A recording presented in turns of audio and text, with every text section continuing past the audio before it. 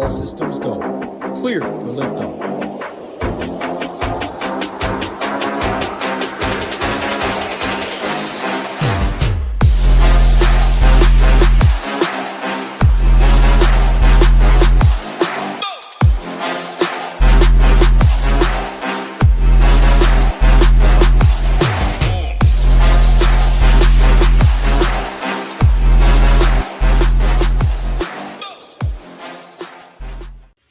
What's going on, everybody? Happy Monday afternoon. We're talking some hoops. Hey, we got NFL and hoops on tonight. There we go. It's going to be a good night over here. Excited I won't lie, my main screen will 100% be NFL, but maybe my side screen will be some NBA if there is a little sweat. Just looking at only 4 games on tap, but we have a 7 Eastern, 2 games at 7:30, 1 game at 8:30 Eastern, and that is it for us, and that is both on FanDuel and DraftKings. So FanDuel was last year for sure. At the beginning of this year, I'm not quite sure, but they grouped all the games in. It would normally have been a 6-game slate, I think is what we have.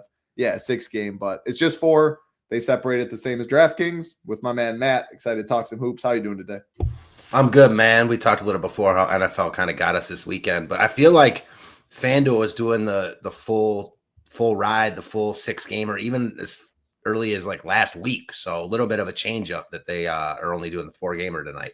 Yeah, no, I was surprised to see that as well. Maybe it has something to do with NFL also going on. Who knows? But we got Go Collect in here. OC, Jason Turner, Little Neck, William wins a lot.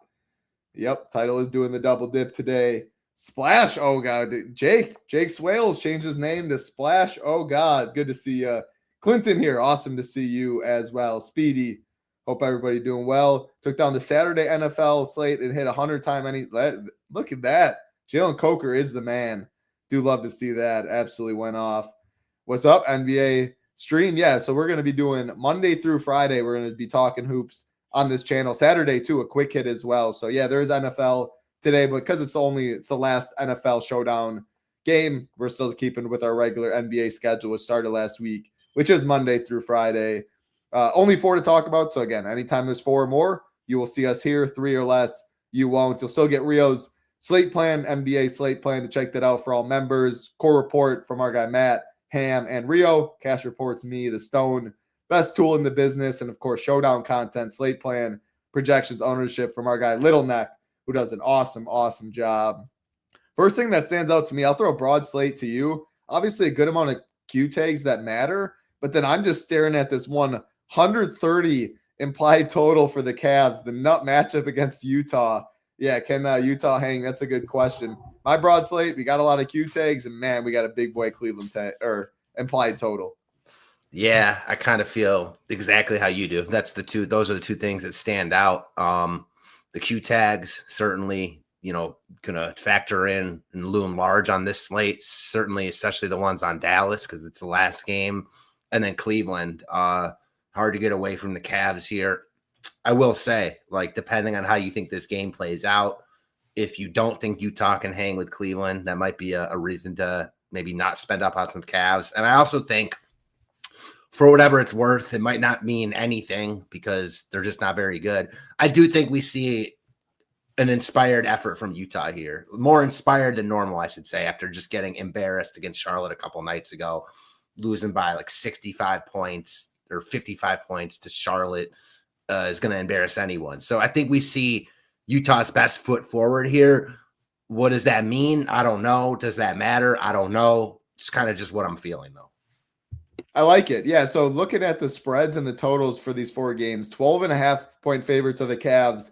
The next highest favorite is the Pacers at 5.5, then 4.5 for the Mavs, 3.5 for Philly. So 3 of the 4 supposed to be competitive. In terms of the totals, though, 249.5 for Utah, Cleveland, big one right there. 225.5, 220.5, 219.5 for the others. So I do think it is very important. If Utah does hang, it feels hard not to see multiple guys in this game getting there. If it does blow out, you could see obviously reduced minutes for the starters and it busts. The big thing is injuries too. We're going to go game by game, talk injuries, but I'm seeing Brandon Ingram, Kawhi, Paul George, Embiid, Nembhard, and Daniel Gafford all questionable. That's a lot of very important Q tags. Now, a good amount of those are in that 7:30 window, only 30 minutes after Cavs Utah locks. Obviously, I always look at it's like 30 minutes is when I expect to get the news. Plenty of times you do get it before. If for some reason we don't get Nembhard, PG, Embiid, any of the news, it does make me like this first game a little less, just because maybe like an Embiid or a PG, or I mean, there's a lot of important ones. If they're out, you will get a lot more value, a lot more stronger plays in those second games as well. So any thoughts on that? Assuming we don't get the news, would you back off the first game maybe a little bit, or just ride it as is? I don't think you have to back off, but I think, like you put it, it gives you more like reason to back off if that's like what you want to do. And it goes both ways also, kind of to how you were saying that there's going to open up, if guys are out, it could potentially open up a lot more value. But on the other side of things, if just let's say you have Embiid and Paul George out, it's all of a sudden going to make Tyrese Maxey look like an infinitely better play. So I do think that stuff is important to pay attention to. I don't think that there's enough Q tags to where there's just going to be, plays that open up that are going to become better plays than the guys in the first game. But I do think there's merit to potentially backing off a little bit from the first game. Yeah, that makes a lot of sense. We will jump right into that first game. First, our man Trisket. That is absolutely insane. -60 last game. Yeah. In one NBA game. That should be a fireable offense. Yeah, it's funny too. I saw that stat a couple hours ago, and I saw that his brother, J-Dub, Jalen Williams, was on Instagram, like under someone commented that stat, and he was like, he didn't even play that bad. Plus minus is a bad stat. It's like, bro, just back off this one. You know what I mean? Yeah, like, don't. I would not have responded. I would not have responded to that at all. -60. There's no other way to put it than that is absolutely terrible. I wonder if you have the number, Trisket, or if you saw it, Matt. What's the second worst in NBA history? Because man, that feels like they get up there. Get up there. Like J-Dub himself was like -40 in an NBA Finals game. So like that in itself, you know what I mean? Like that in itself shows you that like in these NBA games, when they get tilted like that, some of these numbers get skewed big time. Wow, that is crazy. All right, we will touch on the first game of the slate, though, again, on an island at 7 Eastern. The Cleveland Cavaliers -12.5 point favorites over the Utah Jazz, 249.5 total in this one. Really no injury news. Like Dean Wade's out, but relative to the slate, there is no Q tags. There is no big injury news on both sides. It really just comes down to Cavs have the nut matchup against Utah, very high pace. So at their prices, even though they're healthy, you're going to have a decent amount of guys grade out pretty well. Almost all Cavs, as you can see, outside of Yusuf Nurkic, who projects solid point per dollar. I'll let you take it away, Cavs and Utah. So, yeah, Cleveland side is obviously going to look like probably the best side on the entire slate. Donovan Mitchell, their lead dog, 9,400. It's a nice tag for him. Like, you're not getting any value on him there. Certainly, it's a revenge spot. I think he looks good here. He's projected, depending on where you look, for 20 to 30% ownership. I think it makes sense. Like, I think there are ways around it on this slate. We're going to talk about a Boston team without Jaylen Brown. We have Philly potentially missing guys. We have that Dallas-Brooklyn game with a couple expensive spend-up options. So I think there are ways around it, but I do think that he projects well in this spot. If Utah can hang around, which Monday NBA and the NBA in general, like the spread's 13-ish, 13 to 14. If it's a 15-point game at the beginning of the fourth quarter, Utah's going to be playing their guys. So as long as it's not one of these crazy blowouts, 25 or 30 after the third, I think you most likely get full run. Certainly it could get crazy and blow out, and then you get less run from Donovan Mitchell. But if you're playing it like Utah keeps it at least semi-competitive, I think he looks good here. I think Mobley looks good at 7,900. The ownership worries me on him, though. He's projecting for even more ownership than Mitchell. He's projecting to be one of the top 8-9 guys owned on the slate. And I don't know. I get it, I guess. It's 7,900 in this spot, but he hasn't really shown a ton of upside recently. I don't love playing him into ownership. So between the two main Cavs guys, it's going to be Mitchell for me, even though he's more expensive. And usually the answer to that is Mobley. But with Mobley getting more ownership, and I think there are a bunch of pivots around in his price range, I'm leaning more towards Mitchell in here. I could be talked off that, but that's kind of how I see it. And then the next guy for me that stands out, the next two guys that I think I might like more than either of the expensive guys, are Jarrett Allen and Money Merrill. Sam Merrill, five or more threes in 4 straight games. He made 4 threes in the game before that.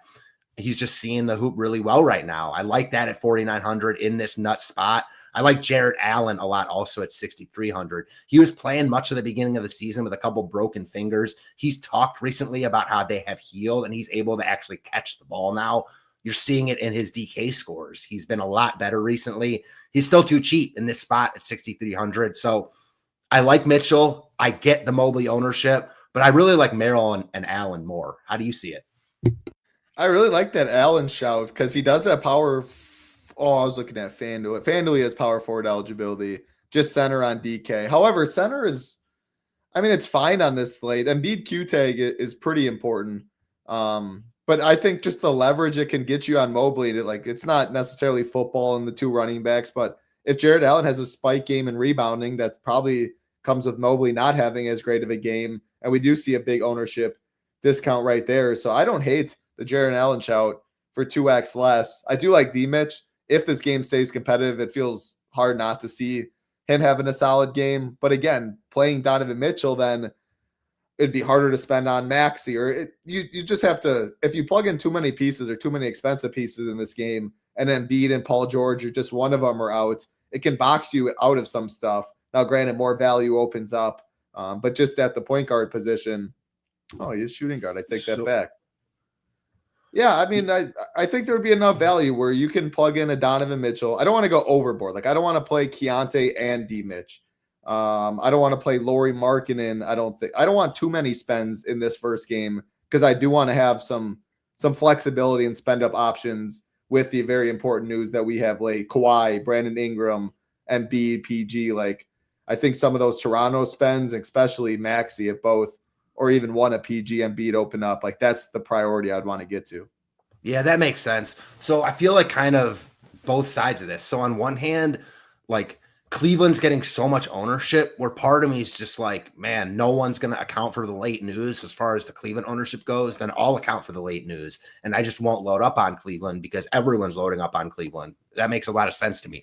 But the other side of it is no one's playing Utah really. Yeah. Like Markkanen's getting a little bit of ownership, but nothing crazy at all. And like no one else is getting any ownership after that. So that kind of like that point goes for naught when you talk about Utah. So I see both sides of it. I don't know how I feel about Utah. You're really spending on them. They're not cheap at all. The guys you want, Markkanen 8,500, Nurkic 7K, Keontae George is like 8,400-ish, 8,400 to 8,600, somewhere around there. So like you're paying for these guys. There's a lot of opportunity costs there. That said, I think there's a lot of merit in running it back with a Utah guy or two if you're playing Mitchell and another Cleveland guy, because you certainly want Utah to keep it competitive. And at Cleveland's price tags, you probably need Utah to be semi-competitive. So, yeah, I think this is a little bit of a tough nut to crack just because we don't know the late news yet, which is often in NBA. It's hard to know exactly what to do with this game without having any of that late news.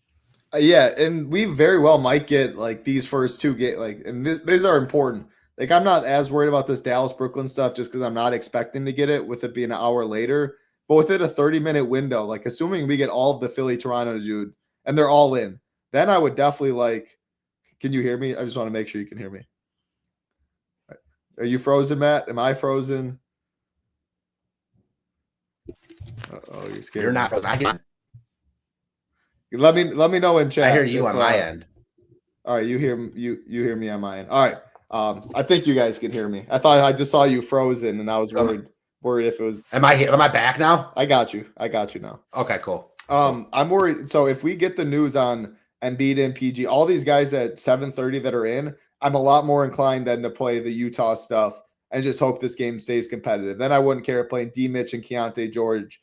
All right, thank you, Rio. Yusuf Nurkic is my favorite Utah spot, though, because, again, I don't think center's very good on this slate. He's been playing 31, 32 minutes. He's been really, really good in those minutes as well. And the usage has been higher than I really expected with the Keontae, with the Lauri Markkanen. I mean, it's sitting at about like 23%. If you're giving me 31, 32 minutes, he has to play, I think, those minutes with how big Cleveland is. If this game stays competitive, I think Nurkic could be in for a very solid game. he'd be my favorite. Again, I'm not really worried about that center position.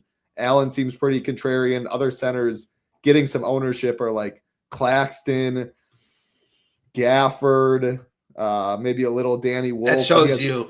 That shows you right there, like how weak center is when the first guys you list are Claxton and whoever else and Gafford, for sure. So I think Nurkic is actually a pretty solid play on this slate. Tim and Allen, not getting too much ownership at center. I don't even know if I believe this 24%. Any lean on Laurie or Keontae if you were spending up for Utah? Like if this game stays competitive, who do you think it's on the back of more? I think with that question, I always leaned Keontae just because I feel like his upside is higher. But, I like the idea of game stacking this game and playing, a bunch of these guys. Again, it goes back to the problem being the price tags, because once you play Mitchell, Mobley, then if you're playing Keontae and or Markkanen, then you're really boxed out at any of the other good plays on this slate. I will say, though, it's only a 4-game slate. This game has a crazy high total. There are worlds where this game goes nuts and then the other 3 games just aren't good at all. And there's just pieces that you want from them. So I could see a scenario where a game stack or 5 pieces, 6 pieces from this game really plays out well if Utah can be competitive. And if I'm playing Utah, I love the Nurkic call. Him and Allen really look good to me here. I like it. And your Sam Merrill shout, he's going to be unowned. But guard forward eligibility, last 3 games, 29, 33, 31 DK points. We know he's always been a sniper. If he gets hot from deep, which he definitely has been lately, and they'll get him plenty of looks. Rio talks about Utah being bad against the 3, bad against everywhere, it seems. But I think that Sam Merrill shout, very interesting on a 4-game slate. Yeah, you're kind of paying up a little bit to be contrarian there. The sticker shock on a $4,900 Merrill is going to hit some people, but he's gotten there a bunch recently, and this is another good spot for him to get there. Yep. We'll keep it rolling to the next game on the slate. Philadelphia 76ers, 3.5-point favorites over the Toronto Raptors. 220.5 total in this one. Injuries on the Toronto side. No RJ Barrett, no Jakob Poeltl, no Jacoby Walter, and then Brandon Ingram's questionable. So again, right there, Quickly and Barnes would look really, really strong. Probably would be higher owned. If we get this news before Cleveland and Utah and people have time to adjust, I think 2 of the chalkier guys probably on the slate, which would lower that first game ownership a little bit. Same can be said on the Philly side. At Embiid, Paul George questionable. If those guys are both out, you will see Edgecombe, Tyrese Maxey, Drummond. You'll get some value on this Philly side. Now, even if just one of them are out, I'm curious. I'll throw it to you on that question. Let's say it's just Paul George out. How big of a bump does Embiid get? If it's just Embiid get, how much interest you get in Paul George? Or do you think you need both of them to be out? So I think the big one is Embiid, right? Helps everyone, but I don't think we're playing anyone for Paul George being out. He was out last game. He missed a bunch early in the season. It's Embiid, right? Embiid is the usage king, the guy that's going to eat up all the rebounding equity, et cetera, et cetera. So certainly everyone will look better if Paul George is out. But for me, at least, and it might be different for other people, the big one's Embiid, because then you sort of unlock Drummond. You get to other pieces where I don't think Paul George unlocks anything. Makes sense. What else do you like in this game? Just talking through it. I don't know why I clicked on this next game for Phil. No, I thought I froze again for a second, so you kind of tweaked me out, but I'm glad that I didn't. So so from this game, the Toronto side is obviously going to look really, really good because we got all those guys out. So the first guy that I look at that's been good recently that I think stands out as probably the top value play, at least right now, is going to be Jamal Shed, coming off a game winner in this very same spot against Philly. He looks really, really good at 4,400, not priced up for his current role with, RJ Barrett, et cetera, out. So, Brandon Ingram's missed the past 2 games. He's questionable again. Shed and all these guys I talk about are going to look better if Ingram's out, because Brandon Ingram's another guy that's going to eat up a lot of usage, shot volume, et cetera. So we start with Shed. Scotty Barnes, I think, looks like a very fine, medium spend up, not even that expensive. He's getting about the same ownership as Mobley. I think that I'm fine playing either of them. I like the Barnes pivot off of Mobley. I expect Mobley to be more popular. I don't think you have to play either of them. I think Quickly looks good at 6,800, will look really good if Ingram's out. So yeah, like this game doesn't have the total that the first game does. None of the games on this slate do, but fantasy points come in all shapes and sizes. Like you don't necessarily need points to get there. Games can get real ugly. Fantasy points can be gotten that way. So just because, again, these games don't have a crazy high total, I wouldn't shy away from maybe going over on some of these other games and under on the Cleveland game, potentially. Not saying you have to do that, but I think it's in the cards. So again, I think we have to wait on the Philly news to really know what we're going to want to play there. A little bit of the same for Toronto. We know most of it except for Ingram, but definitely a game I think you're going to want exposure to.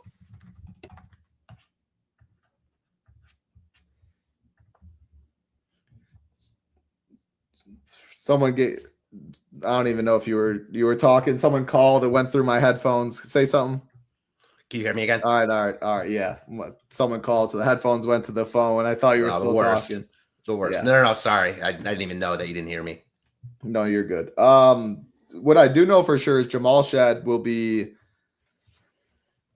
maybe third highest owned on the slate right now, and then for sure if we get Brandon Ingram out, probably becomes the highest owned, and that does take off a point guard spot, which again we talked about the Tyrese Maxey stuff. I still think, Jamal Shed looks like one of the better value plays regardless of the outcome on a slate that I don't think there's too much strong value. Like he's projected better than Ryan Nembhard, who also is a solid value play for 300 cheaper.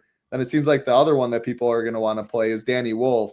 That is power forward center eligibility though.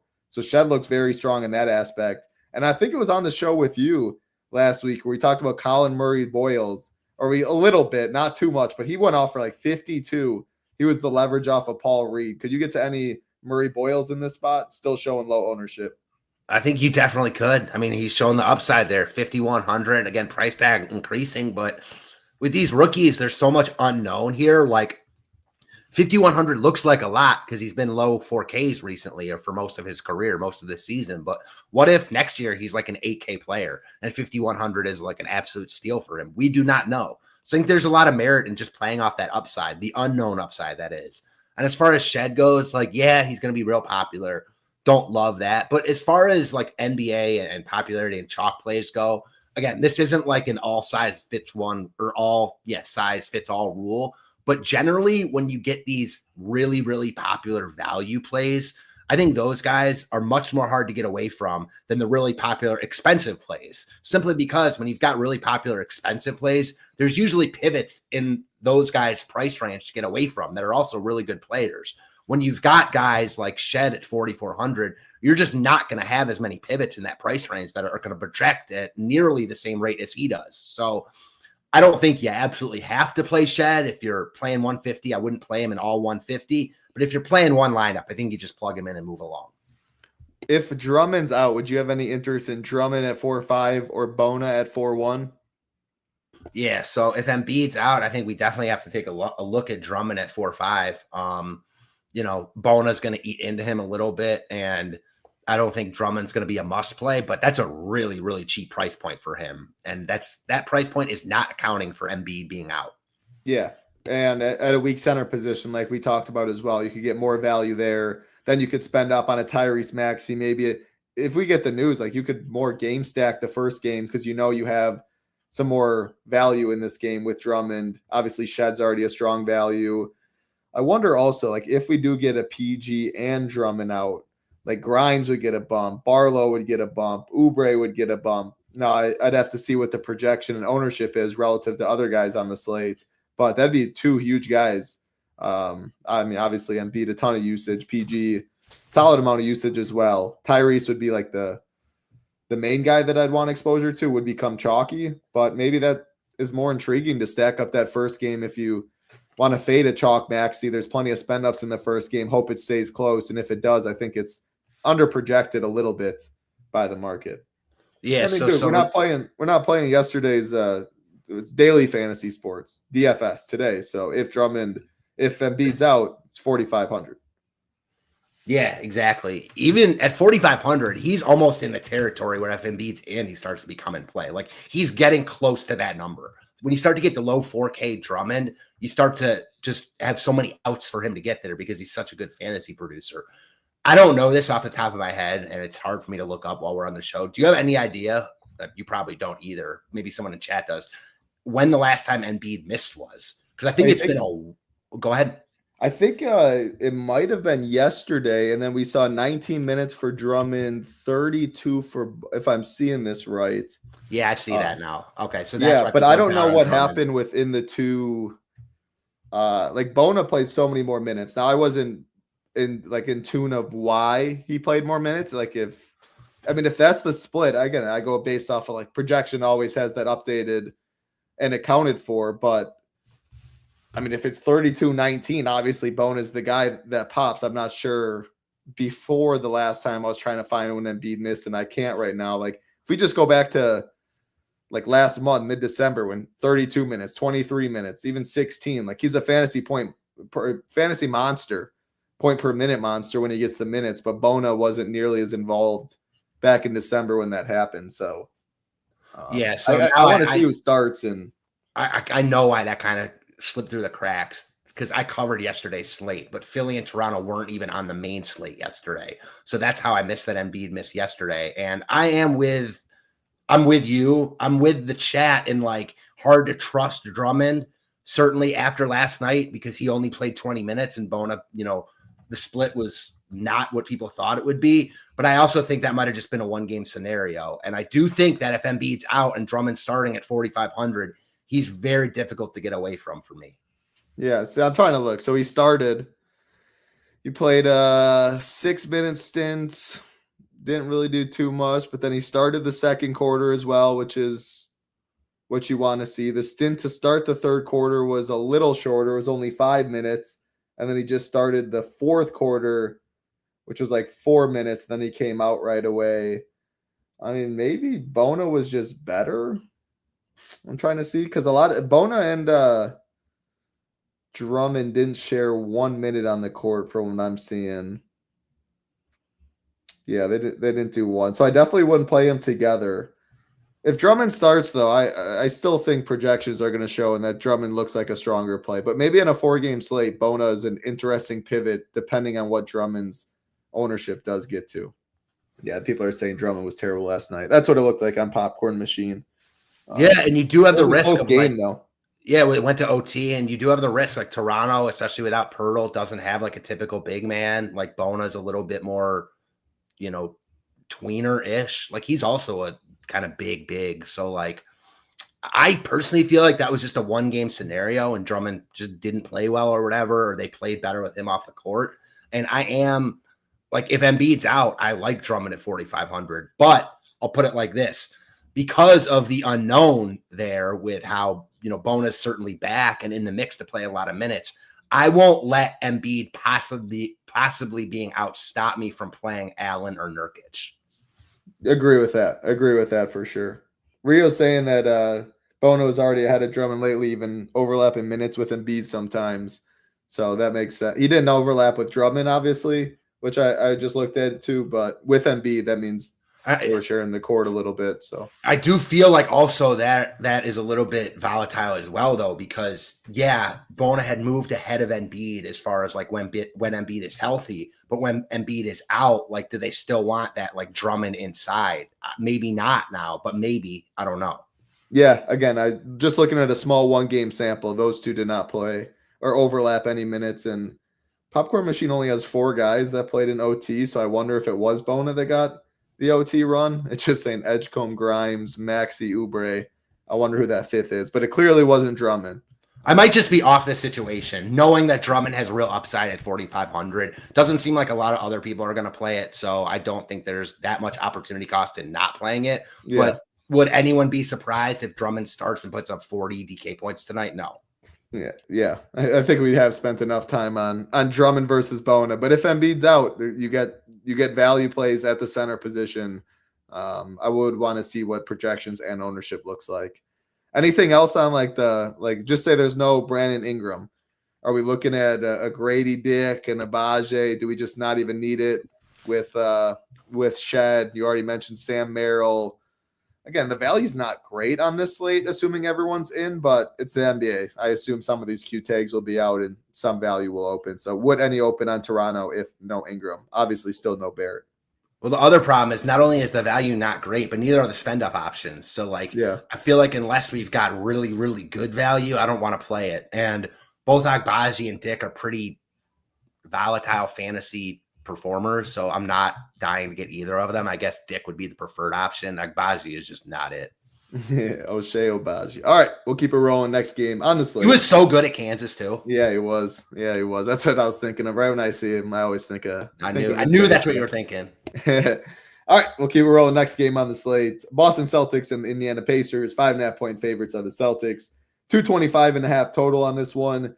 Injuries on the Boston side: Sam Hauser questionable, Jaylen Brown doubtful. So we're gonna have some popular plays in this game. No Jaylen Brown, and the Hauser news is by no means like nearly the most important on the slate, but already down Jaylen Brown, that'd be another wing.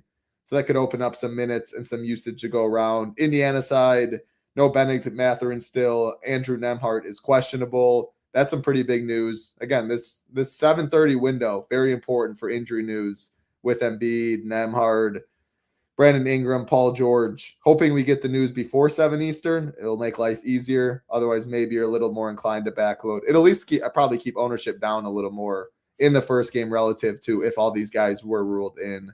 Yeah, take it away. Just sorting by value, point per dollar. The first, 8 guys are all on the Boston side. Indiana will have very little ownership. Take this one away. Yeah, Indiana won't have a lot of ownership, I guess, unless Andrew Nembhard's questionable again, right? He was questionable, missed a game, then questionable, played a game, and now he's questionable and unknown. So certainly I think it's easy to say if he's out. I think we just look at TJ McConnell. But as far as the Boston side goes, to your point, the Hauser news is important because the trickle-down effect is real to what you were saying. If he's out, all of a sudden it opens up even more wing minutes with Jaylen Brown being out. So then you get guys like Hugo Gonzalez, who's in play right now. He would look like a much better play if Hauser's out.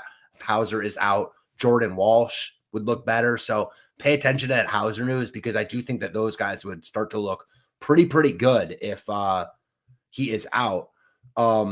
It goes without saying, kind of burying the lead, that Derek White is going to look amazing here. Great matchup against Indiana, who is not good defensively. He's 8,400, should have the ball in his hands a ton. I mean, you're taking out one of the top 3 usage leaders in the NBA in Jaylen Brown. So just opens up so much for Boston here. Derek White, Peyton Pritchard, Anthony Simons, all guys that are going to get ownership that I'm very, very interested in. I think Indiana kind of looks like Utah here. It's like, we want a lot of Boston. Do we want to play Indiana with them?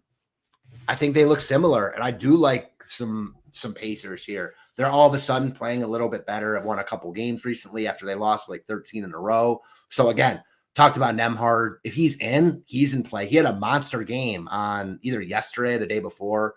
Might have been yesterday. Monster game. Siakam, price tag is up for him. Doesn't feel comfortable paying $8,900, but it's not going to feel comfortable for anyone. So he looks like a very intriguing GPP pivot off of the Evan Mobley, Scotty Barnes of the world. Those guys are going to project better, certainly from a points per dollar perspective, but all of a sudden you get a little bit of a wonky game environment here, and Siakam outscores them, and it's not going to outsize or surprise anyone on a one-game sample size. Aaron Nesmith, who's playing good ball. I think I like Indiana more than the field. They're not getting any ownership. They look like Utah here, but their price tags are even better. So I like Indiana more than the field. I understand why the field's not getting to them. And then I think Boston, it's kind of the usual suspects with Jaylen Brown being out, and then pay attention to the Hauser news. I don't mind Nesmith, Nembhard, but Siakam. So would you rather play him, Keontae, Laurie? Like, how are you ranking them?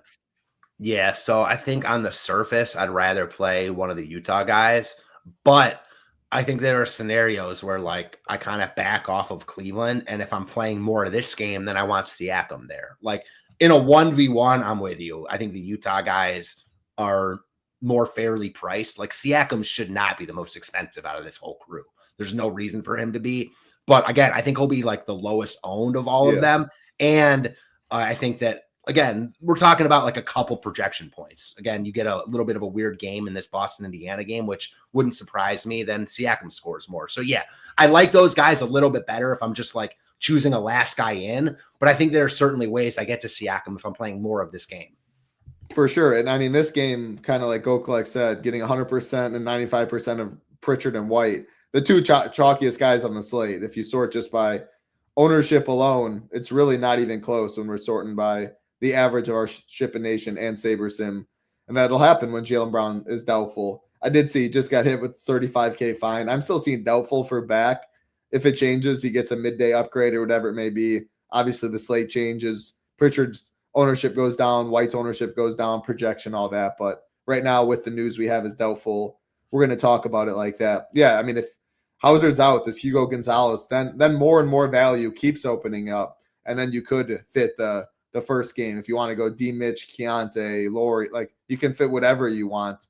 The studs a lot easier that way. Again, even more value could open up with Philly stuff as well. Can we get to any of these Anthony Simons, Kada, Jordan Walsh, assuming Hauser's out? Any of these guys as value plays, or like pretty much their value pivots outside of Hugo Gonzalez or mid-tier pivots at the 52 5K? But I mean, I'm just trying to think of any ways that we can not play one of Pritchard, White, or like who can eat into these guys where they're 50% plus. I mean, where they're not on the winner. No, I kind of lumped them all together, but that's a good point. Like Simon's definitely in play. I think you can play him honestly with both of White and Pritchard because Boston is not priced for Jaylen Brown to be out. So all these guys are too cheap. So I think you can play like any combination of them together. But I think really Simons works as a pivot, mostly off of Pritchard. We've seen Simons get hot plenty of times in the past. All of a sudden he gets hot. He's eating into, in my opinion, mostly Pritchard. I think White is just going to have so much usage here. It's going to be hard for him not to get there. Certainly you could throw out the same argument there, though, playing Simons and Pritchard and not playing Derek White, like not spending up on the expensive Celtic. There's certainly merit for that also. So Simons definitely has a role on this slate. He doesn't look as good as Pritchard or White, but hardly anyone's going to look as good as Pritchard or White. So I think mostly you're playing Simons with those guys, but I think he works as a tournament pivot off of them. Kada in play, but just nothing changes with Kada for me. So he would be in play here with Brown in. He's in play with Brown out, but I think I like those other centers we talked about more. That makes sense. Yeah, I mean, it's not very often you see a $6,900 guy projected for 40.5 DK points. Obviously going to lead to a lot of ownership. I'd be more willing to fade Derek White if picking just because of that $1,500 difference. And yeah, but like we talked about, Laurie, Keontae, just two examples we keep going back to, but showing a lot less ownership right in that same price range as well. Anthony Simon, he's a hooper. Minutes are down. He has to be efficient with his shooting. But yeah, he definitely has that ability. So I like that call a little bit as well. Point guard, shooting guard eligibility. And I should say, if Sam Hauser plays, I think he's a very strong play. 3,800. I mean, he probably shooting 6-7 threes in this game. Very good price tag there. Boston, it's hard to ignore these guys. That's for sure. Yeah, really hard to ignore. I'm sorry. Go ahead. No. I was going to keep moving. Anything else in that game? Nah, I was just kind of agreeing with your point. Like really hard to get away from this game. And Hauser definitely in play because I think his ownership is probably a little bit neutered with the questionable tag all day. Yeah, I agree with that as well.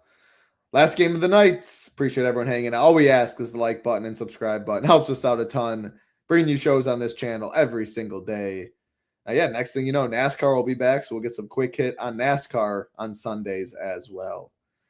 The Brooklyn Nets and the Dallas Mavericks tip off for the late game and late game for the DFS slates. There still is two later games if you are playing the night slate and showdown, but 3.5-point favorites are the Mavs, 219.5 total in this one. Injuries on the Dallas side, PJ Washington, Brandon Williams doubtful, no AD, Daniel Gafford questionable. That Gafford, again, I'm not backloaded because this game's an hour after the other three games. Like, I'm not going to try and guess wrong or whatever and then be screwed. But that Gafford news is pretty important on this slate with already down some big guys in the front court. PJ, obviously no Lively, and Anthony Davis. Brooklyn side, no Cam Thomas, no Igor Demon, and that is all I'm seeing there. Yeah, I guess just before you even break down the game, are you kind of seeing it the same thing where you can't Like you're not really worrying about these Q tags as much because you have no wiggle room, assuming we don't get it? Or how are you handling, I guess, the Gafford Q tag and then break down the game? Nah, I think you're 100% right here. It's not only that we don't have a lot of wiggle room, it's also that's just like, I don't see a ton that's going to open up that we're going to like be dying to roster, no matter how you look at it, outside of like maybe Musa Cisse if Gafford's out. But like that seems pretty flimsy on a slate with other at least good centers we've talked about. So like, yeah, like I'm definitely not setting my rosters like in with some delusions of grandeur that there's going to be tons of spots opening up from this game. I do think that it's worth paying attention to.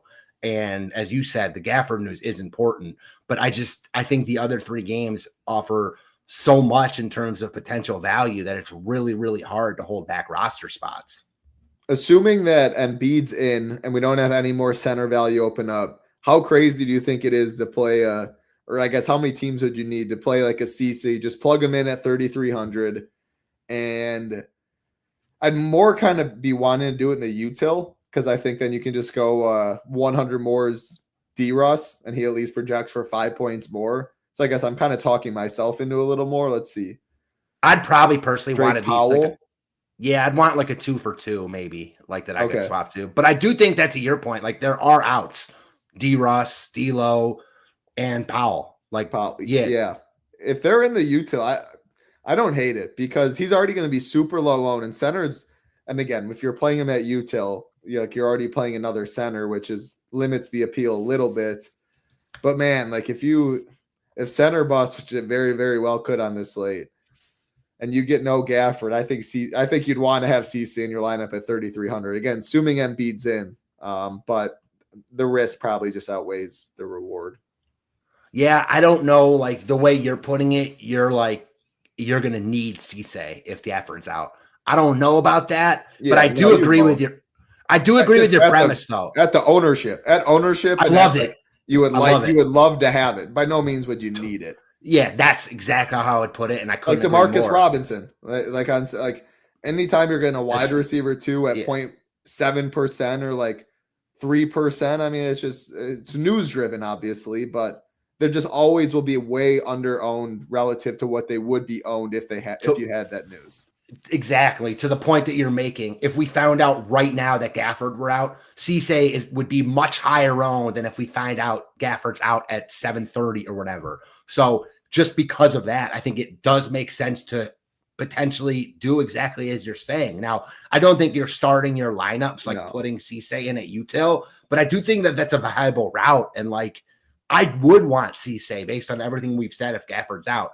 And Gafford is so volatile, I'm not going to be surprised if he's out. So that's a really, really good point. I'm glad we talked that out because it makes me like doing that even more. For the main Dallas guys, I think it's kind of the usual suspects. We saw this last game. Cooper Flagg, 8K. He busted last game, like 15 or 16 fantasy points. He was like 90% in the higher dollar tournaments that day. I'm sure he'll be really, really high owned today. Hard to get away from him. You can roster him at 5 different spots, no AD. So the usage is going to be there. He can fill it up in a lot of different avenues. So Cooper Flagg looks like the top Dallas piece. And then you get to all the Klay Thompson, Max Christie's of the world. All these guys are going to be in play. It's hard to know. It's kind of hard to differentiate between these guys like before the slate starts. But I think if you're playing 150, you want exposure to all of them. If you're playing minimal lineups, you kind of just choose your favorites. From the Brooklyn side, I see Rio has already thrown it out in chat. Danny Wolf, point forward night. Yeah, I think he's going to have the ball in his hands a ton here. 4K, really cheap price point for a guy that, again, can fill it up in a lot of different areas. So I think Wolf does look really, really good.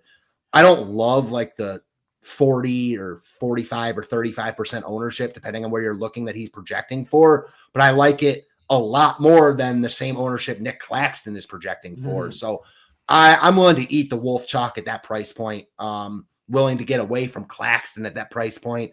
Powell, I'm kind of indifferent towards. Like, if you need the value, fine. I doubt he like breaks the slate. Noah Clowney, I feel similarly towards.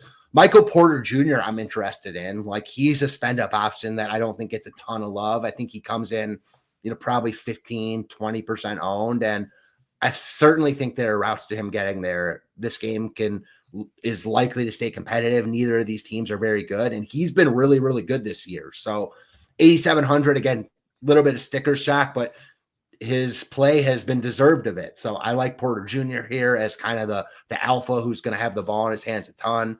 This game is ugly, though. Like, I don't exactly know what to make of this game. Terrence Mann, there's like so many plays that are okay to good in this game that I don't love any of them except Wolf. I agree. I don't like Cooper Flag would be my favorite outside of Wolf. Sure. But like, yeah, he's going to get ownership. You're paying a real price because I struggle with Klay Thompson. I mean, I said it, I think, the one night, and then he nuked, but then he did what he usually does the game after. Like, right. Wide range of outcomes, but when he's getting some ownership, I don't necessarily believe just the 7% ownership. It depends. Like, if all these Q tags are ruled in, people are going to go to Dallas, going to go to Clay, going to go to some Christie, a little Ryan Nembhard. Like, we just don't have really great value on this slate. It's Shed and it's Danny Wolf. And pretty much after that, it seems like nobody. So people will go to these guys if they want to pivot a little bit. And I am a little bit worried about, like, if you're playing single entry, higher dollar stuff, like a lot of lineups are going to have Derek White, Peyton Pritchard, Jamal Shed, Cooper Flag, and Danny Wolf. Yeah. That's 5 guys right there. I don't really want to be playing 3v3s. So I'm likely to get off 1 or 2 of those guys. Not sure who it is yet. No, I like that. Yeah, I struggle with some of this map stuff. I think this ownership's wrong. I think this may be the ownership if like some of these guys are ruled out. I think you can pretty much double everyone in this value range because I think, again, you need value to make rosters on your slate. And I just wouldn't like Ryan Nembhard would be my favorite, I think, but he's just point guard eligible, which I don't love. But I don't love Clay. I don't love Christie. I guess D-Russ is cheap. Someone mentioned revenge game. Like, yeah, he always can chuck it. Yeah. So I guess I don't hate him, but what's his upside? What are your thoughts on Sharp versus Claxton? If Claxton's really going to be like 30-some% and Sharp's all the way down there, obviously pretty much the same price, but can he outscore him in a vacuum? Like, is there any merit to playing him in very chalky teams? I don't hate it. And he is a little bit cheaper too. So you get a little bit of salary help there by spending down on Sharp. It's just tough because Sharp isn't as cheap as he normally would be in this situation. So I think you're overpaying for Sharp to get away from Claxton. And in that scenario, I'm more than likely just to get away from Claxton and play someone else instead. Yeah, which I think Noah Clowney's pretty strong at 5,200. Sure. There's power forward eligibility, but I think that's a way to do it as well. And I like your MPJ shout. If people are spending over 8K, they're not clicking. I don't even believe like that 19%. I don't think they're clicking Michael Porter's name, but yeah, it's not a game I love. Like the first game's obviously way better. I like Philly, Toronto more. And then this and the Boston game are my least favorites just in like an environment aspect. Obviously Boston with the injuries, you're going to be forced to play some of them, but I don't love this game and I won't be really waiting on news. If Gafford's ruled out, great. You can play some Cisse. Otherwise, just have a plan if you do plug that in. For sure. And I see Scooters asking, the single entries tonight are 200-ish people. Still don't love the 3v3 or 4v4 approach with the chalk. And like, no, I don't. I mean, I really don't love it. I think there are ways around it. I don't think you have to get off of any of those 4 or 5 guys. But I do think that, it's probably the optimal route to build, at least as of right now, just because you don't want to be holding hands with so many people. My big problem with all these guys getting ownership, I guess, except for Wolf, like, take what I said earlier. Whenever you've got chalky players, I'm much more apt to get away from the more expensive ones because there's more pivots in the expensive players' price range. And I think that's true with Flag and White in this instance. The problem is that both those guys are underpriced for their current role. You've got White underpriced for Brown being out, and Flag still isn't priced correctly for AD being out. So both those guys, at least projection-wise, are going to project really well. Now, Wolf is the one guy that doesn't really fit in there, because Shed is underpriced for his current role too, and certainly Pritchard is. But Wolf probably is too, because you've got guys out for Brooklyn, and he's going to be playing a different role tonight. So all 5 of those guys are getting ownership for very good reason, making it hard to get away from any of them. Yeah, and I will also say to this, so 200 people, obviously that's a small – is it the payout structure 2,000 to first, 500 to Right. second and 100 to Right. third, which I don't think it is. But if so, then I would like playing the chalk even less. Whereas if it's very balanced like that, 2K, 1.3, 1K, like that, then I'm more likely to play some. Now, I do know, though, in the smaller, we talk about a lot, 200 people in that tournament, the chalk will be way chalkier than it will in the flagship and project that way. So you have to eat chalk in NBA. There's no doubt about it. Just, yeah, trying to find the fine line. If I'm playing a 4v4 in a 200-man tournament, sure, I don't hate it, but maybe I don't want the 4 chalkiest guys or whatever, 5 chalkiest guys on my team to start it off with. 4 would be. Maybe it would just be like, all right, I'll play White Pritchard chalk, but then I'll fade one of Shed, Wolf, and then Mobley's getting a lot, so I won't play him, and then I'm going to like the 7th, 8th highest, like something like that. So you always have to look at ownership and your cumulative ownership, but the second you start playing guys that are like 7% or less, and you get to those really, really low-owned guys where you're the only one that has them pretty much, then you can even eat more chalk around since that's your difference maker. So it really depends. Yeah, so many variables go into it. Yeah, the problem is a lot of times those really low-owned guys are low-owned for a reason. They're not great plays, but again, that doesn't mean there aren't diamonds in the rough. And you have the ability to find those good plays. And I'm with you more or less. Like you have to eat chalk in NBA. Like you don't want to be on an island in NBA. It's just a matter of like, yeah, the big problem is kind of what you were saying. Most tournaments on DraftKings these days are so top-heavy that it does encourage you to be more different than you would be if they weren't so top-heavy, to your original point. For sure. And it's a 4-game slate we're talking versus a 9-game slate. The smaller the slate, the more you have to focus on ownership there. So, but at the end of the day, the less pivots there are also to that point. Yep. So there's not going to be those 1, 2, 3, 4% guys. Like on a main slate with 10 games in the NBA, you can find a random stud that's 3% that obviously still has 60-point upside for whatever reason that is. Yeah, there are pluses and minuses to both. Like when you have the 10-game slates, like you're able to play really, really good plays at low ownership. The problem with those big slates is there's always random guys that you don't even think about that are going to go off and someone's going to have them. You kind of have the opposite problem on slates like this, Yeah, exactly. Like you can have such a great team and then, you have to beat out this 1%, whoever it is, that just went for 60, Malachi Branham or Murray Boyles that you needed last week for Paul Reed. Like you just can't win without them, and it makes it tough that way. So, but single entry, 200 people, you have a lot more wiggle room and outs not hitting the optimal than you do in the flagship, of course. Any final thoughts on this slate before we get on out of here? Again, all of our content will be up. Rio slate plan, cores, projections, ownership, of course. Yeah, pretty grimy Monday night slate, but that's what us the NBA DFS lovers enjoy. So let's get after it. Absolutely. And again, if you do want to join us at the Nation, we'd love to have you. You can see the big PGA early bird special that'll end in 2 days. Most of you might play PGA, but obviously you're probably playing NBA. So I think the better deal for you if you go to Join the Nation right here. We do have a daily pass, but hey, you can get in for 5 days for $19 with SaberSim, with the Discord, and that'll get you PGA this week. It starts on Thursday. It's almost always Thursday. I don't know if it's a day early this week, but we'll have it's Thursday. They're doing the Wednesday show. Definitely huge contest for PGA. The best team in the business over here. Also get you NFL if you sign up today for tonight. And it gets you close to Saturday. But it gets you NBA all throughout the week, NHL all throughout the week. College football is next Monday. Excited for that. NBA, of course, going on. PGA, MMA will be back before you know it. We would love to have you 5 days for $19, a daily pass for $9, or if you want all access, if you know you'll be here for a month, multiple different options right there. All include Discord and SaberSim. That'll do it. Good luck in your NBA contest. If you're playing NFL, good luck in those as well. We will be back tomorrow, myself and Rio, talking some hoops. Be safe. Good luck for Matt on Title. Peace.